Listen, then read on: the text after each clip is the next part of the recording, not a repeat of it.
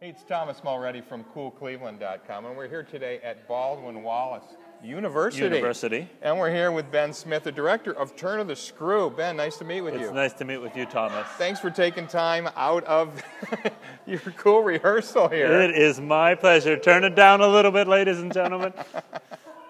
What are you guys rehearsing? Turn of the Screw? This is Turn of the Screw. Benjamin Brittian. That's right. Yeah. This is probably his most performed opera. Something he wrote in about the middle of his opera writing career. Premiered in 1954. Right. And we're doing it. This is like his 100th anniversary of his birth, He was born right? in 1913, so we're doing this in 2013, 100 years, to celebrate one of my favorite composers. This is interesting music. Talk about the kind of, I mean, this is very modern music, It is, right? yeah. Even though it was written like 60 years ago, Yeah, considered. It sounds very modern. Brittian was playing around with some 12-tone techniques, but he also has a musical language all of his own. So there's some really beautiful, like achingly beautiful melodies, but then there's all of this tense, psychological, sort of intense, modern-sounding stuff as well.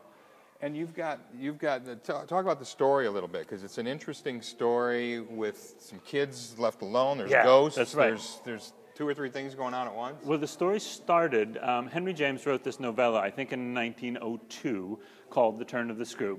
And Brittian thought about composing it for a number of years, and then he decided he got a commission to compose it for the Venice Biennale in 1954. And it's a story of a couple of kids who are sort of like abandoned out on a country estate.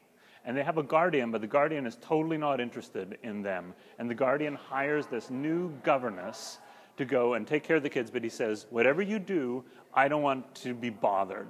Whatever happens, you just deal with it, because I'm not too interested. She shows up and everything is sort of fine, but then weird things start happening, and she learns that this place has a little bit of a history. And the history is that the governess before her got into a little bit of a romantic entanglement with the valet, the guy who'd been left in charge. And that valet was also in a romantic entanglement with just about everybody in the place, possibly including the children. So then they have both died, both the ex-governess and this valet have died, and they're haunting the kids. We're not sure why, we're not sure what they are intending to do with them, but the new governess decides that she has sort of like been brought here by God to save the children.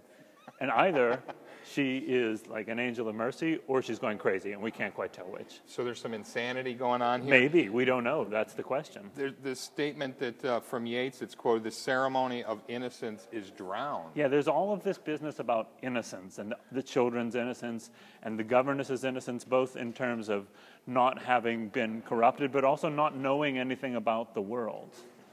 Yeah, that's one of the main themes in the piece. Lots of dark and light. It's very musically complex. You've got 3-4 voices going at once. Right.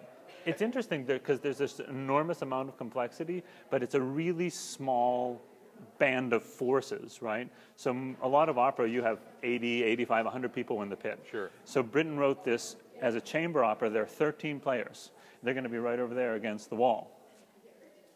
And there are 7 members of the cast, so it's really small, but it creates this enormous amount of tension with these tiny forces. That's probably one of the coolest things about this piece. This space is also pretty interesting. It's the Allman Theater. It's a black box. It can be configured in any way. And it looks like you've got the set going right over here. That's right. We are the set in progress over here. Yeah. And it's sort of like a big black jungle gym for the kids to play around on. And one of the cool things about this piece is that it happens in lots of different locales, almost like a film. So it comes into one place, and then that little part of the story ends, and then we're somewhere else. And then we're somewhere else 3 weeks later, and then we're somewhere else. So if you think of like earlier drama, this idea that everything happens in 24 hours, that's not this piece at all. This piece happens over the course of maybe 6 months. And we keep fading in and out of these memories, like all these journal entries that the governess has written. And so sometimes that is a bedroom, but sometimes it's the edge of a lakeshore. And sometimes this is the outside of the house, but sometimes it's the front of a church. And we're going to create that with light and a few little key element props that we bring on stage. And of course, the actors do this, the singers do this with their voices, with their talent. Yeah. Talk about the kind of talent you're working with here, the students. So we have these amazing singers. It's an undergraduate-only program here. Right. And Turn of the Screw is an ambitious piece for any program, or really any company, because it's musically really challenging and it takes a lot of grown-up singing. We have double cast this piece because we've just got really rich talent right now. And boy, they're really rising to the occasion. They got the music in April of 2012, so they've had it for almost a year. Wow. Working on it over the summer, lots of coaching in the first semester. And we just hit the ground running in January, and they've just been doing really well. Well, I'm just watching a little of the rehearsal here, and I'm blown away. It's incredible. It sounds great. It's going to be up just for 3 days, 4 right? days. 4 days? Just in time for Valentine's Day, a ghost story about children and the ghosts who are out to eat their souls.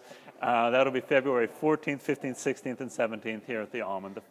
Sounds great. We'll celebrate Brittian's 100th birthday. That's right. Right here at Baldwin Wallace University. Thanks so much, Ben, for Thanks, talking Thomas. with us. It's Look been forward fun. to Turn of the Screw. All right. Thanks very Thank you. much. Hey, it's Thomas Mulready from CoolCleveland.com. Have a great week in Cool Cleveland.